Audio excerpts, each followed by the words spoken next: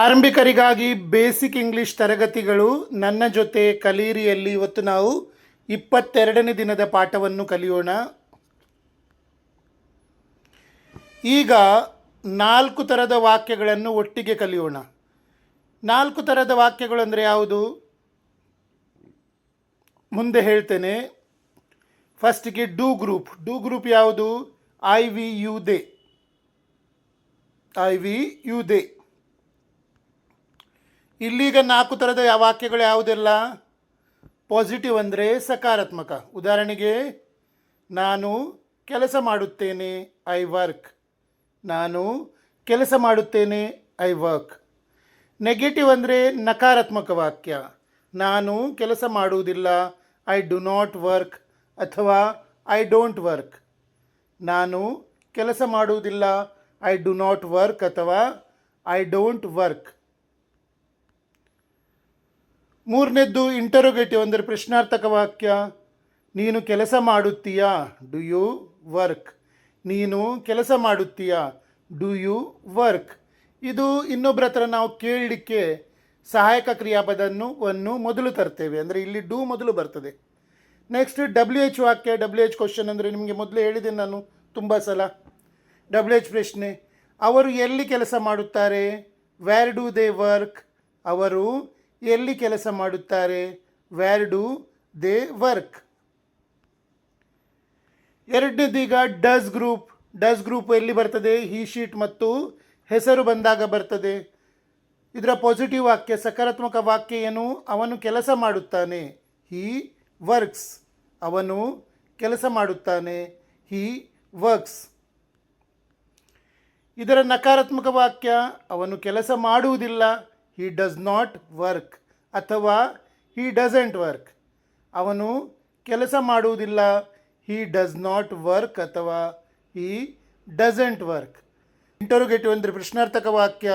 ಇನ್ನೊಬ್ಬರ ಹತ್ರ ಕೇಳಲಿಕ್ಕೆ ಇಲ್ಲಿ ಡಸ್ ಅನ್ನೋದು ಎಲ್ಲಕ್ಕಿಂತ ಮೊದಲು ಬರ್ತದೆ ವಾಕ್ಯದಲ್ಲಿ, ಕರ್ತೃಪದಕ್ಕಿಂತಲೂ ಮೊದಲು ಬರ್ತದೆ.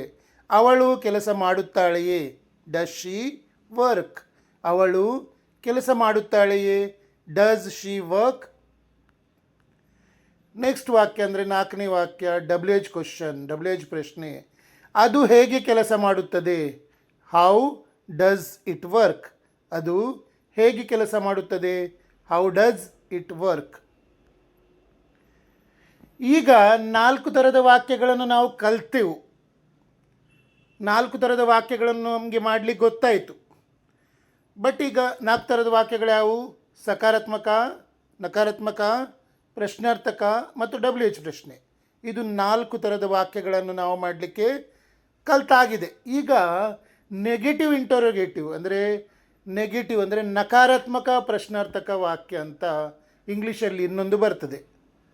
ಇದು ನಮ್ಮ ಸ್ಪೋಕನ್ ಗ್ರಾಮರ್ನ ವಾಕ್ಯ, ಅಂದರೆ ಮಾತುಕತೆಯಲ್ಲಿ ಇದು ತುಂಬ ಉಪಯೋಗವಾಗ್ತದೆ. ನಾವು ಇನ್ನೊಬ್ಬರ ಹತ್ರ ಮಾತಾಡುವಾಗ ಇದನ್ನು ಉಪಯೋಗಿಸ್ತೇವೆ.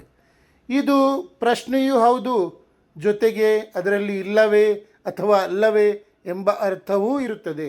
ಇದು ಪ್ರಶ್ನೆಯೂ ಹೌದು ಮತ್ತು ಅದರ ಜೊತೆಗೆ ಅದರಲ್ಲಿ ಇಲ್ಲವೇ ಅಥವಾ ಅಲ್ಲವೇ ಎಂಬ ಅರ್ಥವೂ ಇರುತ್ತದೆ. ಹೇಗಿರ್ತವೆ ಈ ವಾಕ್ಯಗಳು ನೋಡೋಣ. ಡೂ ಗ್ರೂಪ್ ಎಲ್ಲಿ ಬರ್ತದೆ? ಐ ವಿ ಯು ದೇ ಜೊತೆ ಡೂ ಬರ್ತದೆ. ಇಲ್ಲಿ ಡೋಂಟ್ ಬಳಸಿ ಪ್ರಶ್ನೆ ಮಾಡಿ. ಈಗ ನಕಾರಾತ್ಮಕ ವಾಕ್ಯ ತಾನೇ, ನಕಾರಾತ್ಮಕ ಪ್ರಶ್ನೆ ತಾನೇ. ಸೊ ಡೂನಿಂದ ಆರಂಭವಾಗುವುದಿಲ್ಲ, ಡೋಂಟ್ನಿಂದ ಆರಂಭವಾಗ್ತದೆ. ಹೇಗೆ ನೋಡಿ. ನಿನಗೆ ಅರ್ಥವಾಗುವುದಿಲ್ಲವೇ, ಡೋಂಟ್ ಯು ಅಂಡರ್ಸ್ಟ್ಯಾಂಡ್. ನಿನಗೆ ಅರ್ಥವಾಗುವುದಿಲ್ಲವೇ, don't you understand. Do you understand ಅಂದರೆ ಪಾಸಿಟಿವ್ ಪ್ರಶ್ನೆ ಆಯಿತು, ಡೋಂಟ್ ಯು ಅಂಡರ್ಸ್ಟ್ಯಾಂಡ್ ಅಂದರೆ ನೆಗೆಟಿವ್ ಪ್ರಶ್ನೆ ಆಯಿತು. ಹಾಗಾಗಿ ಇದು ನಕಾರಾತ್ಮಕ ಪ್ರಶ್ನಾರ್ಥಕ ವಾಕ್ಯ. ಇನ್ನು ಒಂದೆರಡು ಎಕ್ಸಾಂಪಲ್ ನೋಡೋಣ. ಅವರು ಬರುವುದಿಲ್ಲವೇ, ಡೋಂಟ್ ದೇ ಕಮ್. ಅವರು ಬರುವುದಿಲ್ಲವೇ, ಡೋಂಟ್ ದೇ ಕಮ್. ನಿನಗೆ ತಿಳಿಯುವುದಿಲ್ಲವೇ, ನಿನಗೆ ಗೊತ್ತಿಲ್ಲವೇ, ಡೋಂಟ್ ಯು ನೋ.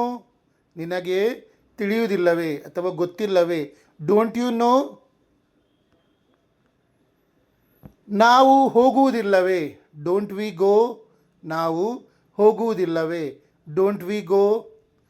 ಅವರಿಗೆ ಸಹಾಯದ ಅಗತ್ಯವಿಲ್ಲವೇ, ಡೋಂಟ್ ದೇ ನೀಡ್ ಹೆಲ್ಪ್, ಅವರಿಗೆ ಸಹಾಯದ ಅಗತ್ಯವಿಲ್ಲವೇ, ಡೋಂಟ್ ದೇ ನೀಡ್ ಹೆಲ್ಪ್.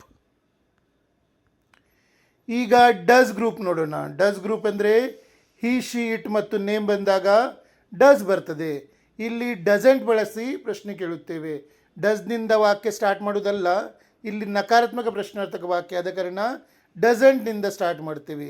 ನೆನಪಿಡಿ, ಇಲ್ಲೂ ಕೂಡ ವರ್ಬ್ ಜೊತೆ ಎಸ್ ಸಿ ಎಸ್ ಬರುವುದಿಲ್ಲ. ಒಮ್ಮೆ ಡಸ್ ಬಂದರೆ ಮತ್ತೆ ಕ್ರಿಯಾಪದಕ್ಕೆ ಎಸ್ ಸಿ ಎಸ್ ಬರುವುದಿಲ್ಲ.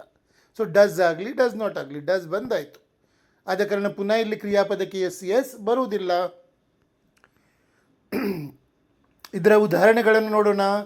ಅವನಿಗೆ ಕೆಲಸವಿಲ್ಲವೇ, ಡಸಂಟ್ ಹಿ ಹ್ಯಾವ್ ವರ್ಕ್, ಅವನಿಗೆ ಕೆಲಸವಿಲ್ಲವೇ, ಡಸಂಟ್ ಹಿ ಹ್ಯಾವ್ ವರ್ಕ್. ಅವಳು ಮಾತನಾಡುವುದಿಲ್ಲವೇ, ಡಸಂಟ್ ಶಿ ಟಾಕ್, ಅವಳು ಮಾತನಾಡುವುದಿಲ್ಲವೇ, ಡಸಂಟ್ ಶಿ ಟಾಕ್. ಅವನಿಗೆ ಹಸಿವಾಗುತ್ತಿಲ್ಲವೇ, ಡಸಂಟ್ ಹಿ ಫೀಲ್ ಹಂಗ್ರಿ, ಅವನಿಗೆ ಹಸಿವಾಗುತ್ತಿಲ್ಲವೇ, ಡಸಂಟ್ ಹಿ ಫೀಲ್ ಹಂಗ್ರಿ. ಅದು ಕೆಲಸ ಮಾಡುವುದಿಲ್ಲವೇ, ಡಸಂಟ್ ಇಟ್ ವರ್ಕ್, ಅದು ಕೆಲಸ ಮಾಡುವುದಿಲ್ಲವೇ, ಡಸಂಟ್ ಇಟ್ ವರ್ಕ್. ರಾಮನಿಗೆ ಅದು ಇಷ್ಟವಿಲ್ಲವೇ, ಡಸಂಟ್ ರಾಮ್ ಲೈಕ್ ಇಟ್, ರಾಮನಿಗೆ ಅದು ಇಷ್ಟವಿಲ್ಲವೇ, ಡಸಂಟ್ ರಾಮ್ ಲೈಕ್ ಇಟ್. ಅವನು ಶಾಲೆಗೆ ಹೋಗುವುದಿಲ್ಲವೇ, doesn't he go to school, ಅವನು ಶಾಲೆಗೆ ಹೋಗುವುದಿಲ್ಲವೇ, doesn't he go to school.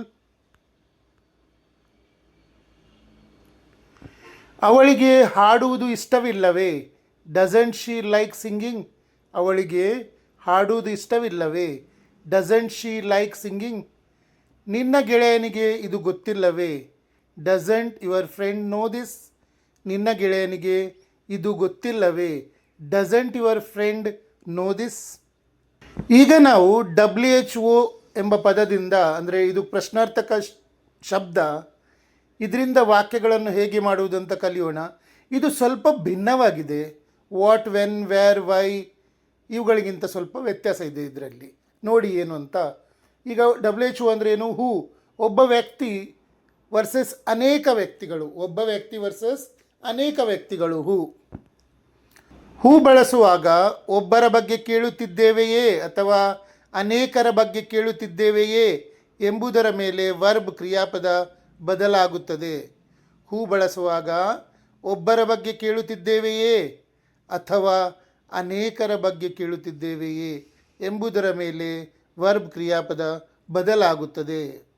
Singular, ಒಬ್ಬ ವ್ಯಕ್ತಿ. ನೀವು ಒಬ್ಬರ ಬಗ್ಗೆ ಕೇಳುವಾಗ ಆ ಹೂ ಎಂಬುದು ಹಿ ಶಿ ಇಟ್ನಂತೆ ಕೆಲಸ ಮಾಡುತ್ತದೆ. ನೀವು ಒಬ್ಬರ ಬಗ್ಗೆ ಕೇಳುವಾಗ ಆ ಹೂ ಎಂಬುದು ಹಿ ಶಿ ಇಟ್ನಂತೆ ಕೆಲಸ ಮಾಡುತ್ತದೆ. ಆದ್ದರಿಂದ ವರ್ಬ್ಗೆ ಎಸ್ ಅಥವಾ ಎಸ್ ಸೇರಿಸುತ್ತೇವೆ. ಆದ್ದರಿಂದ ವರ್ಬ್ಗೆ ಎಸ್ ಅಥವಾ ಎಸ್ ಸೇರಿಸುತ್ತೇವೆ. ಅಂದರೆ ಏನು? ಹಿ ಶಿ ಇಟ್ ಅಂದರೆ ಒಬ್ಬ ಥರ ಬಂದಾಗ ಹೂಗೆ ಯಾವ ಕ್ರಿಯಾಪದ ಬರ್ತದೋ ಅದಕ್ಕೆ ಎಸ್ ಅಥವಾ ಎಸ್ ಸೇರಿಸ್ತೇವೆ. ಉದಾಹರಣೆಗೆ, ಹೂ ನೋಸ್ ದಿಸ್, ಇದನ್ನು ಯಾರು ತಿಳಿದಿದ್ದಾರೆ. ಹೂ ನೋಸ್ ದಿಸ್, ಇದನ್ನು ಯಾರು ತಿಳಿದಿದ್ದಾರೆ. ಅಲ್ಲಿಗೆ ಯಾರು ಹೋಗುತ್ತಾರೆ? ಹೂ ಗೋಸ್ ದೇರ್, ಅಲ್ಲಿಗೆ ಯಾರು ಹೋಗುತ್ತಾರೆ? Who goes there. ಅಲ್ಲಿ ಯಾರು ಕೆಲಸ ಮಾಡುತ್ತಾರೆ? ಹೂ ವರ್ಕ್ಸ್ ದೇರ್, ಅಲ್ಲಿ ಯಾರು ಕೆಲಸ ಮಾಡುತ್ತಾರೆ? Who works there. ಈ ಹಾಡನ್ನು ಯಾರು ಹಾಡುತ್ತಾರೆ? ಹೂ ಸಿಂಗ್ಸ್ ದಿಸ್ ಸಾಂಗ್, ಈ ಹಾಡನ್ನು ಯಾರು ಹಾಡುತ್ತಾರೆ? Who sings this song. ಇಲ್ಲಿ ಯಾರು ಕುಳಿತುಕೊಳ್ಳುತ್ತಾರೆ? ಹೂ ಸಿಟ್ಸ್ ಹಿಯರ್, ಇಲ್ಲಿ ಯಾರು ಕುಳಿತುಕೊಳ್ಳುತ್ತಾರೆ? Who sits here. ಈಗ ಇದೇ WHO ಪ್ಲೂರಲ್ ಜೊತೆ ಯಾರೆಲ್ಲ, ಅನೇಕರು ಅಂತ ಅರ್ಥ ಕೊಡ್ತದೆ.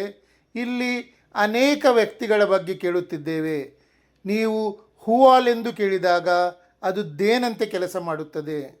ಇಲ್ಲಿ ಅನೇಕ ವ್ಯಕ್ತಿಗಳ ಬಗ್ಗೆ ಕೇಳುತ್ತಿದ್ದೇವೆ. ನೀವು ಹೂ ಆಲ್ ಎಂದು ಕೇಳಿದಾಗ ಅದು ದೇನಂತೆ ಕೆಲಸ ಮಾಡುತ್ತದೆ. ಆದ್ದರಿಂದ ವರ್ಬನ್ನು ಹಾಗೆಯೇ ಬಿಡುತ್ತೇವೆ. ಇಲ್ಲಿ ಎಸ್ ಬರುವುದಿಲ್ಲ. ಆದ್ದರಿಂದ ವರ್ಬನ್ನು ಹಾಗೆಯೇ ಬಿಡುತ್ತೇವೆ. ಅನೇಕರ ಬಗ್ಗೆ, ಹೂ ಆಲ್ ನೋ ದಿಸ್, ಇದನ್ನು ಯಾರೆಲ್ಲ ತಿಳಿದಿದ್ದಾರೆ? ಹೂ ಆಲ್ ನೋ ದಿಸ್, ಇದನ್ನು ಯಾರೆಲ್ಲ ತಿಳಿದಿದ್ದಾರೆ. ಅಲ್ಲಿಗೆ ಯಾರೆಲ್ಲ ಹೋಗುತ್ತಾರೆ, ಹೂ ಆಲ್ ಗೋ ದೇರ್, ಅಲ್ಲಿಗೆ ಯಾರೆಲ್ಲ ಹೋಗುತ್ತಾರೆ, ಹೂ ಆಲ್ ಗೋ ದೇರ್.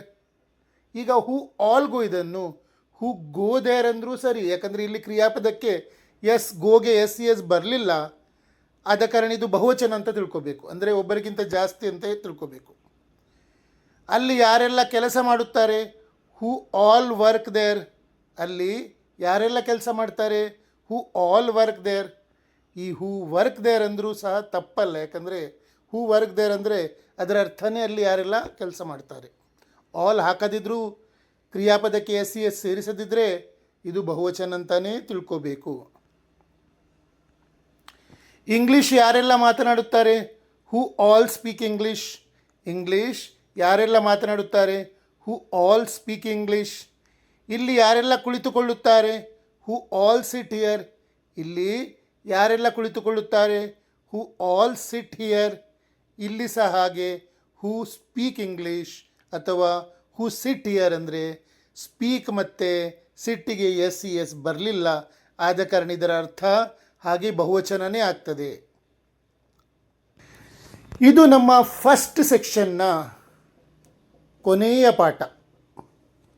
ಇದರ ನಂತರ ನಾನು ಪ್ರತಿಯೊಬ್ಬರಿಗೂ ಒಂದು ಯೂನಿಟ್ ಟೆಸ್ಟ್ ಅಂತ ತಗೊಳ್ತೇನೆ. 50 ಮಾರ್ಕಿನ ಟೆಸ್ಟ್ ಇದೆ, ಇದು ಕೂಡಲೇ ನಾನು ತಗೊಳ್ತೇನೆ. ಟೆಸ್ಟಲ್ಲಿ ಹಾಗೇನು ಭಯ ಪಡುವಂಥದ್ದೇನಿಲ್ಲ, ನಮ್ಮ ಸ್ಕೂಲ್ ಕಾಲೇಜ್ ಟೆಸ್ಟ್ ಅಲ್ಲ, ಜಸ್ಟ್ ಗ್ರಾಮರ್ ನೀವು ಏನೆಲ್ಲ ಕಲ್ತಿದ್ದೀರೋ ಅದರ ರಿಕ್ಯಾಪ್ ಅಷ್ಟೇ, ಅದನ್ನು ಒಂದು ಸಲ ನೋಡೋಣ ಅಂತ ಹೇಳಿ. ನೀವು ಕಲ್ತದ್ದು ನನಗೂ ತಿಳಿಬೇಕು, ಹಾಗಾಗಿ ನಾನು ಈ ಟೆಸ್ಟನ್ನು ನಿಮಗೆ ಡೈರೆಕ್ಟ್ ನಿಮ್ಮ ಯಾರೆಲ್ಲ ನನ್ನ ಈ ಲೆಸನ್ 22 ಲೆಸನ್ ಮುಗಿಸಿದ್ದೀರೋ ಅವರಿಗೆ ನಾನು ಅವರ ವಾಟ್ಸಪ್ಪಲ್ಲಿ ಡೈರೆಕ್ಟ್ ಕಳಿಸ್ತೀನಿ ಈ ಟೆಸ್ಟನ್ನು. ಅದರಲ್ಲೇ ನೀವು ನನಗೆ ವಾಟ್ಸಪ್ಪಲ್ಲೇ ಉತ್ತರ ಕಳಿಸಿದರೆ ಆಯಿತು. ಎಲ್ಲರಿಗೂ ಕಳಿಸೋದಿಲ್ಲ, ಯಾರೆಲ್ಲ 22 ಲೆಸನ್ಸ್ ಕಂಪ್ಲೀಟ್ ಮಾಡಿದಾರೋ ಅವರಿಗೆ ನಾನು ವಾಟ್ಸಪ್ಪಲ್ಲಿ ಟೆಸ್ಟ್ ಕಳಿಸ್ತೇನೆ. ಅದರ ಉತ್ತರವನ್ನು ಸಹ ನೀವು ನನಗೆ ವಾಟ್ಸಪ್ಪಲ್ಲೇ ಬರೆದು ಕಳಿಸಿದರೆ ಆಯಿತು.